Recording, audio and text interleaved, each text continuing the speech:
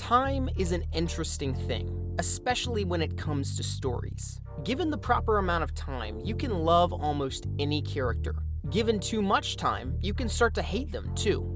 Passing time can communicate age, it can visualize the evolution of an idea, and most of all, it can show change. The logic here is obvious. At the beginning of a movie, a character starts out as one thing, and as the hero's journey occurs and time passes, they finally end up as another, changed. However, communicating time in movies isn't quite as simple as it may seem. When a movie jumps from point A to point B without allowing the proper amount of time to have passed in between, often the pacing can feel completely off, or a character arc can seem extremely rushed. And the flip side is true as well. Sometimes a movie allots too much time to a particular arc or storyline, and things feel like they go on for far too long. So how do we feel time in movies, and what can a filmmaker do to make the passage of time seem less rushed and flow more smoothly? Well, I've been interested in this topic for a while now, and I think I've compiled a good summary of the things that play into this field. Let's dive right into this.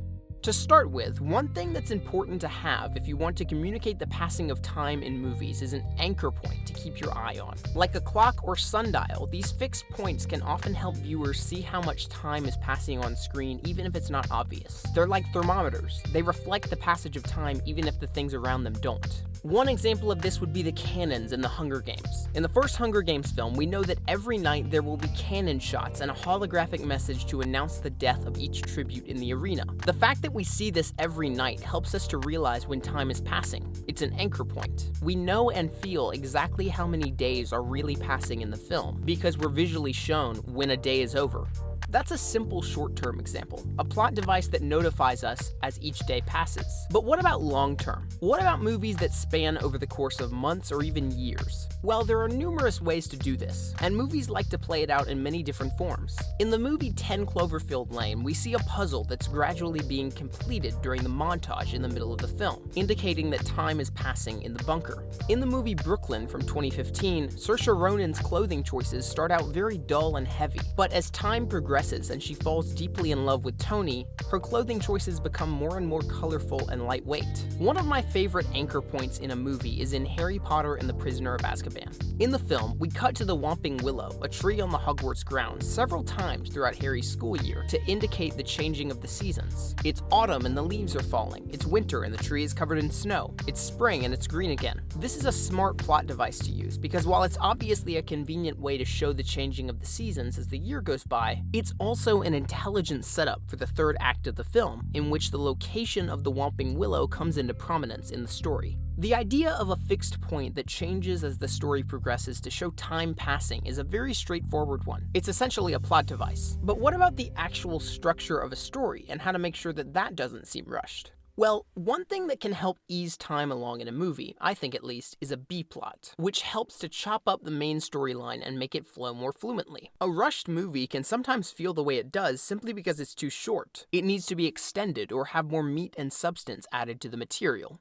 In the film Doctor Strange from last year, Stephen Strange is a surgeon who starts his training to learn magic and sorcery at the end of the first act of the film, and spends most of the second act doing just that, training and learning the magical arts from his mentor. During his training, for about 99% of the screen time, we stay on his character and what he's doing, without cutting away to any other subplots featuring other characters or events. Because of this choice, it feels, to me at least, as if this period of the movie is far too short, and his massive change in character by the end, going from an arrogant doctor to a selfless sorcerer, is much too quick. To combat this, a B-plot could have been introduced. While sometimes subplots can crowd a story, if you use them wisely, they can be very helpful to break things up into chunks, so that you don't have to deal with it all at once.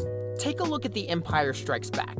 We have a very similar situation here, actually. Throughout the second act of the movie, Luke Skywalker is training with Yoda on Dagobah to become a Jedi Knight. We learn a lot of details about the Force, Luke gains some new skills, and by the end of it, he comes out as a changed man, much like Strange. One key difference between the two movies, however, is that in Empire, we have at least two subplots going on during Luke's training. We have Han and Leia's adventures in the asteroid field being pursued by Boba Fett, and later their adventures with Lando and Cloud City. And on top of that, we also have the Empire cutscenes, where we see what's going on with Vader and his plan. These subplots help to break up Luke's training so that we don't have to experience it all at once. By cutting away to another B-plot and then cutting back to Dagobah, we feel a little more time pass than we would have otherwise. And ultimately, it makes the character arc and the passage of time we feel far more satisfying than the way they are in Doctor Strange. Alright, so we've discussed making use of plot devices to communicate passing time, and we've discussed making character arcs feel more lengthy and satisfying by adding in entertaining, and preferably necessary, subplots to cut to. The last thing to address is what makes time passing feel like time passing in the first place, and that's variety. There have been numerous scientific studies done over the years that have investigated how we perceive time, and why in some situations it seems to fly by without a glance, but in others we truly live in it and feel every second.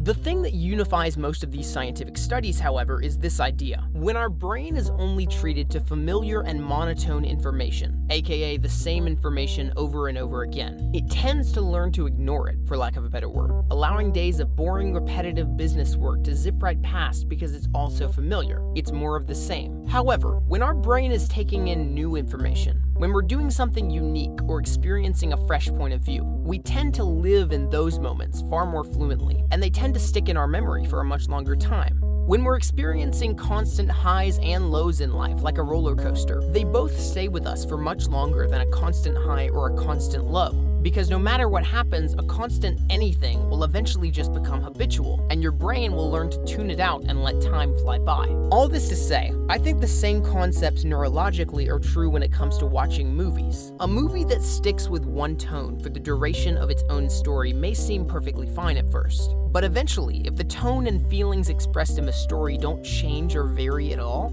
the viewer's perception of time will just become a blur. If a filmmaker truly wants the viewer to experience and feel the time passing in their movie, there need to be ups and downs, variety throughout the story. To return to the Empire Strikes Back analogy, throughout Luke Skywalker's training, we see quite a few ups and downs in his character's experience. Luke starts out very nervous and hesitant about this new planet. Later, he's respectful and teachable as he's trained by Yoda. And after that, he's rebellious and refuses to listen as Yoda tells him to leave his weapon behind. There are funny moments, epic moments, and extremely serious ones too. Luke's training feels like it has a lot of variety, ups and downs, and because of this, we feel the journey with him, instead of passively watching as time flows on in the story without our full attention. To contrast that, the training section of Doctor Strange consists far less of this. To begin with, there aren't any subplots to chop things up, and the training only lasts for 20 to 30 minutes. But really, in the end, I think what makes it feel so short and passive is that we don't go on a journey with Stephen Strange. We don't experience a variety of emotions or feelings throughout his training. Instead, for the majority of this section in the film, Strange is just a complicit student learning the magical arts from a teacher. There's no emotional variance, and because of this, it feels very short and without a journey. And in the end, that's really the main point of this video. You can talk about the specifics of how to show time passing in a movie for a very long time, and it's all important stuff. Plot devices, subplots, montages. But ultimately, the point of it all is to make the viewer go on a journey with the characters, and be able to feel that journey in their heart and their brain.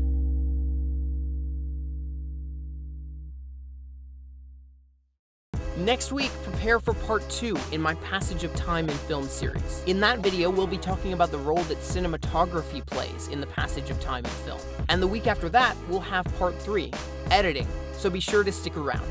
Thanks for watching, and I'll see you in the next video.